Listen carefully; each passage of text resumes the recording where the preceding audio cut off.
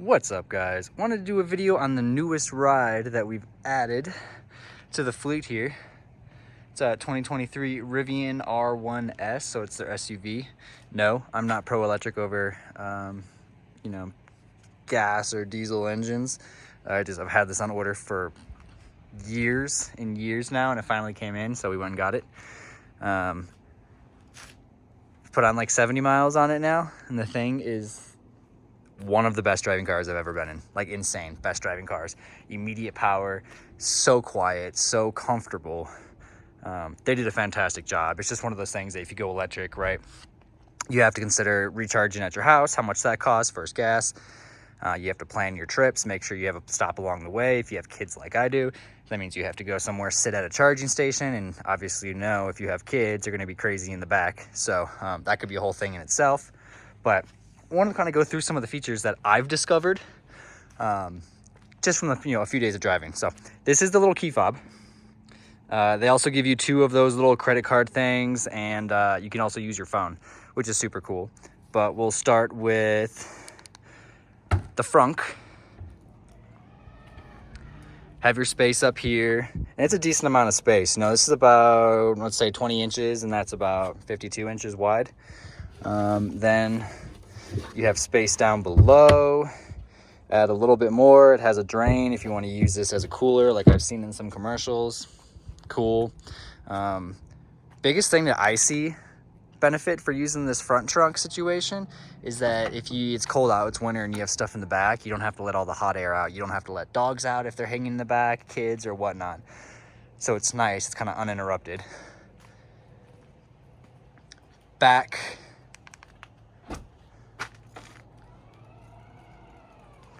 Just cool. Has this little thing that's here, so you can open up just the top half. Otherwise, now you can open up the bottom half, which is neat. Some more storage spots below. Third row, relatively spacious. It's a third row, generic stuff. The thing I find kind of annoying is, in our 2020 Explorer, we have some buttons that are right here. And that car costs about $50,000 less than this car. And you can fold up and down the back seats. This one, you have to do it manually, which means I have to now go fold that seat down, open that door, reach this seat, push it up. And if you don't reach all the way, then come back around here, pull this down. So it's kind of annoying. Otherwise, you have these buttons that help it go down, but that's it. It ain't going back up. They got this little track system, which I love the fact that it actually comes with it. A lot of cars offer it, then you have to get it extra, and that's always a whole process in itself. And there's some blue tape, I guess, under there I didn't see before. I did the 22-inch wheel, black wheel package. So it just comes with some 275, 50, 22 wheels. Door handles out, mean that it's unlocked. I also did the roof crossbars. And super cool thing about this is static weight. So when the vehicle's not moving, it was like 350 some pounds, so you can have 700 pounds between the two of these. Otherwise, there's a third one up here that you can add that you could have over 1,000 pounds of static. Static means parked, not moving. Bunch of people up there, tent, all that stuff. Dynamic was a lot less because obviously you're driving. Dynamic means the weight. You're not gonna have the people up there. You're just gonna have the tent up there, or storage, kayaks, whatever you're gonna have. But I thought that was cool that they offered multiple, and it's the same racks that they use for the trucks. So if you have a truck, you can swap these guys back and forth. Pretty cool thinking on that part. Interior, the back seats, they kind of lean forward, lean back, do stuff like that. You can kind of want to do it with one hand because it's gonna make a horrible camera video. Fold them forward and the seat will slide. You can see the roller down there, so you can get into the back seat. It'll slide back. Cup holders, back of the seat, so there's a little garbage bag or grocery bag holders. All of the little doors have storage, which can come out to help you expand, which I thought was cool. I thought I was breaking it at first. Sitting in here, it's a little touchscreen thing, which is cool. I'm 6 foot, and this is me sitting comfortably into a seat, and I'm like just barely touching, you can see. So it has decent amount of space, and also this chair's back a little bit further. But my favorite part is this roof. It's not a panoramic sunroof or anything. It's just a roof and with the glass, so it's all the time. So if you're like us and have a kid, we were gonna tint it even more so than it already is tinted. You can kind of see the difference. That's like the factory 25-30% tint. That's 0. And then that's up top, which looks like it's maybe a 15.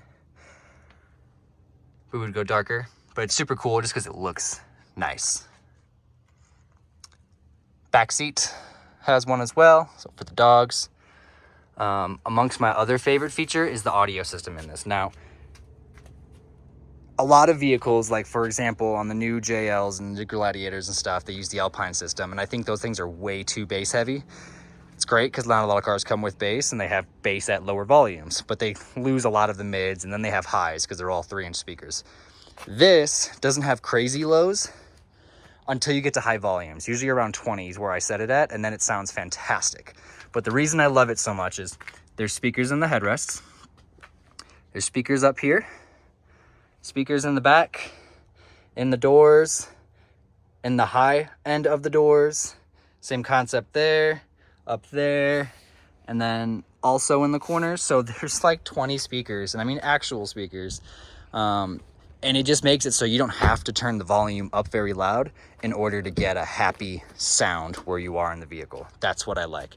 Otherwise, you go into something like this or any of my Super Duties, you have to max out the volume almost just to be able to comfortably hear music with a window cracked or something. These you do not have to. So front seat, same concept with the door, has the storage stuff, all that, power seat, no glove box that I could find. And now granted, I've only been in here a few times. And the first time we came in, it actually took me a while to find anything, which is kind of funny, right? Front end. Not crazy about the way front ends look, but I don't like the way the front ends of any electric car look. And I love the rest of this car so much that I can see past that. The little charger port is right there. Cool.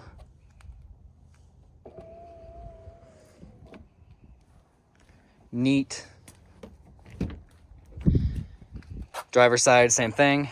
Bunch of different stuff that comes to your standard car. Only the windows are on the side here. There's no unlock, there's no anything. So we get in. Here's your unlock. There's your lock, all of that. It's hidden. It took me a while to find it. I'm sitting there driving, clicking this, thinking maybe it locks the screen. No, it's the doors. Current batteries right around 50%, as you can see here. I've got a 147 mile range on it. They say it specs to get around 300 miles or so. Some things I wish were different, but that's just me.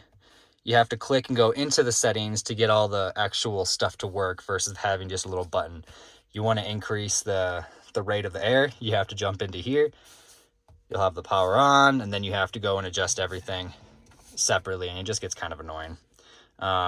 You have heated seats and you have cooled seats. It'll remember whatever you used last from the main screen. Heated steering wheel. It's nice because you can choose exactly where you want stuff to come from. Whether you want it to be from the mids here, you want to have it to the lows, the mids. Sorry, I'm clicking things at the same time, not paying attention. High up here for the dogs or kids in the back seat or whomever's back there if you only want the middle, all that stuff. So it's super cool. They got a setting for your dog, which says that it'll just keep and maintain a temperature when the vehicle's off. Neat.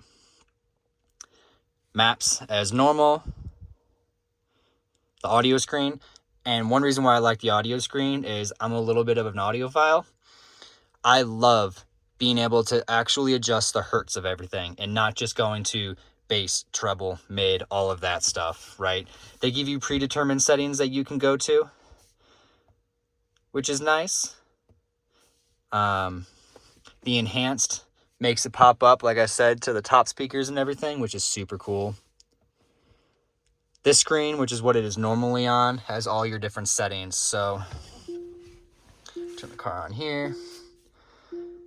Brake regen, if you're not familiar with that, means it's going to start braking on its own. It took me about 15 minutes to get used to. After that, I absolutely love it. At first, I absolutely hated it. But in the 60, 70 miles, whatever I've driven on this, 80 miles, I guess, I have yet to touch the brake pedal, which is super cool.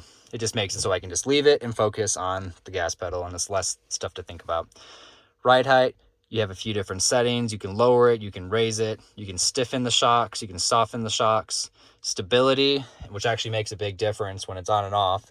It feels like a car when it's on and you shake the steering wheel and the whole car moves, versus when it's off, the car has more lean and such. Love that. They have obviously their eco settings, which will change the ride height to a lower, so you can kind of hear the compressor and stuff airing down in the back. That way it's just a lower center of gravity, less air coming underneath. It helps with fuel mileage. You have your sport setting, which will go to the lowest ride height, and it is fast in that. It's fast. I love it. Snow setting, which is going to go, and from what the guy had told me, obviously I haven't played with it yet, is that it's going to affect the brake regen, so that way you're driving and doesn't just try to slam on the brakes and then cause your whole entire car to skid out. Then there's off-road mode. You have all-terrain, rock crawl, soft sand, rally, and then drift. So I don't know what half of these things are. I haven't played with them yet. I know what the internet says that they are, but you don't really understand things until you experience them. It has a trailer setting, so it says it can remember trailers. It learns it. The guy said it has trailer brakes. I haven't hooked up a trailer yet onto this to be able to tell you that.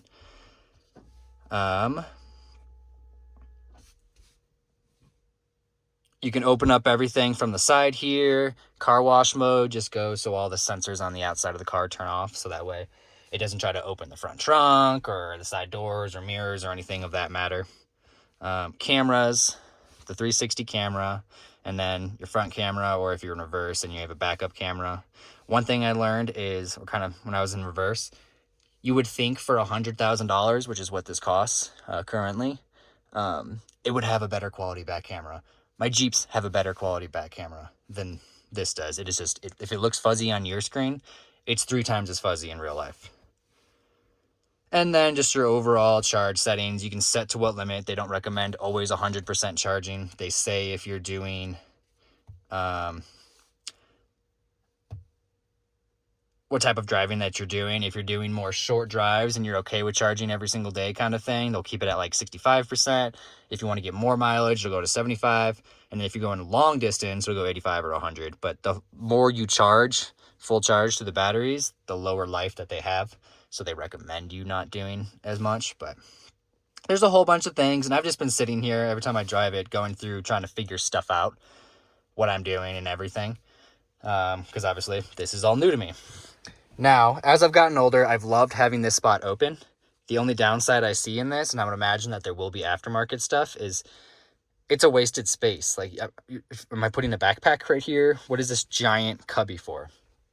I would imagine that they should offer some things to have little consoles in there, maybe some cup holders or something of that matter. Speaking of which, it took me 45 minutes. We were stopping for food on the way back, and I almost had to have my wife pick up the food because I was like, I don't have a cup holder in this car. It's just hidden underneath here. Took me a while to find it. But once you do find it, that's cool. Underneath here as well is a speaker that has lights built in that they use for camping. It's supposed to be like a little campfire with the light, speakers and all that stuff. There's these little buttons that open up this, which I think is completely unnecessary because it'll likely break at some point. The center spot, some USB-Cs put in here. Some things that I think could be changed, and I'm sure they'll probably realize over the years as it kind of goes on. But it's very comfortable. Large window, you see everything. I do like the mirror. It's basic. I'm not crazy about the mirrors that have the backing cameras built into them because I have a kid, so I want to be able to see the back seat. So that makes a difference for me. You know, mirrors, neat. But like right now, for example, the sun's kind of glaring in my eye through the sunroof. So it's kind of one of the downsides, but if you were to put an extra tint onto it, it would make a big difference.